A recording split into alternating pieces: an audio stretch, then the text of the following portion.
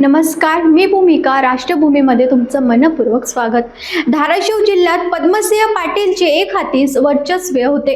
पद्मसिंह पाटील हे उपमुख्यमंत्री सुनेत्र पवार यांचे भाऊ आहेत आणि शरद पवार मुख्यमंत्री असताना त्यांच्या मंत्रिमंडळात पद्मसिंह पाटील हे उत्पादन शुल्क आणि अबकारी विभागाचे राज्यमंत्री होते। सगळीकडून कणेक असलेला हा माणूस 20 वर्षापेक्षा जास्त हा माणूस महाराष्ट्राच्या मंत्रिमंडळात होता।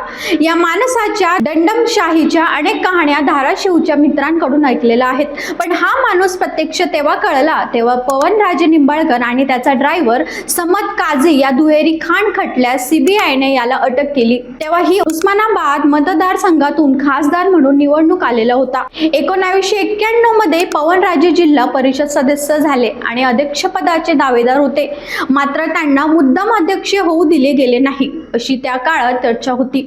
पुढे तोरणा ट्रस्ट सहकारी संस्था आणि कारखान्याच्या कारभारावर पवनराजे यांनी प्रश्न उपस्थित केले। निधीचा वापर, निर्णय प्रक्रिया आणि प्रशासन याबाबत उघड आक्षेप घेतले। यानंतर दोन्ही नेत्यांमधील राजकीय संघर्ष अधिक तीव्र झाला। पवनराजे निंबाळकर हे धाराशिव जिल्ह्यातील एक लोकप्रिय, प्रभावी आणि उद्योन्मुख तरुण नेते होते। जिल्हा मध्यवर्ती सहकारी बँक, दूध संघ, साखर कारखाने आणि विविध सहकारी संस्थांमध्ये त्यांचा मोठा प्रभाव होता। ग्रामीण भागातील युवक, शेतकरी आणि सर्वसामान्य कार्यकर्त्यांमध्ये त्यांचा मोठा जनाधार निर्माण झाला होता। 2004 मध्ये पवनराजे निंबाळकर यांनी अपक्ष उमेदवार म्हणून विधानसभा निवडणूक लढवली। ही निवडणूक जिल्ह्यातील राजकारणासाठी टर्निंग पॉइंट ठरली। मतदानाच्या आदल्या दिवशी स्थानिक वृत्तपत्रांमध्ये पवनराजे यांनी मला पाठिंबा दिला अशा आशयाच्या बातम्या मुद्दामून पद्मसिंह पाटलांकडून प्रसिद्ध केल्या गेला असा आरोपही पद्मसिंह पाटील यांच्यावर झाला। या गोंधळात पवनराजे फक्त 488 मतांनी पराभूत झाले, परंतु या निवडणुकीने त्यांची वाढती लोकप्रियता आणि जनाधार हा पवनराजेंच्या मागे आहे हे दिसून आले। 2004 नंतर पवनराजे यांचा प्रभाव युवक, शेतकरी, विविध सामाजिक घटक आणि सहकार्य क्षेत्रात झपाट्याने वाढू लागला। ते आपले भाऊ पद्मसिंह पाटीलला पर्यायी नेतृत्व म्हणून पुढे येऊ लागले। वाढत्या लोकप्रियतेमुळे पवनराजेंच्या जीवाला धोका निर्माण झाला होता। यामुळेच 9 जून 2003 रोजी तत्कालीन जिल्हाधिकाऱ्यांना दिलेल्या पत्रात त्यांनी काही व्यक्तीकडून स्वतःच्या जीवाला धोका असल्याचा उल्लेख केला होता। हे पत्र पुढे तपास आणि न्यायालयीन प्रक्रियेत महत्त्वाचा पुरावा ठरले। 3 जून 2006 रोजी पवनराजे निंबाळकर आणि त्यांचे चालक समद काझी मुंबईहून परतत असताना नवी मुंबईतील कळंबोली परिसरात त्यांच्यावर सशस्त्र हल्ला करण्यात आला। भर दिवसा गोळीमार करून दोघांची हत्या करण्यात आली। या घटनेनंतर धाराशिव जिल्ह्यात संतापाची लाट उसळली। मोर्चे, आंदोलन, रस्ता रोको आणि न्यायासाठी मोठ्या प्रमाणावर जन आंदोलन सुरू झाले। या प्रकरणाचा तपास स्थानिक यंत्रणांकडून होत असताना निष्पक्ष चौकशीची मागणी वाढत गेली।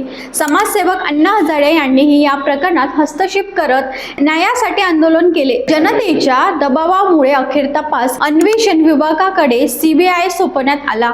समाजसेवक अण्णा हजारे यांनी जर हे प्रकरण लावून धरले नसते तर कदाचित त्या खटल्यात पद्मसिंह पाटील कधीच मुख्य आरोपी राहिले नसते। सीबीआयच्या तपासात हत्येचे सुमारे 16 महिने नियोजन करण्यात आल्याचे, पवनराजे हालचालीवर पाळत ठेवण्यात आल्याचे आणि सुपारी देऊन कट रचण्यात आल्याचे तपासात पुढे आले।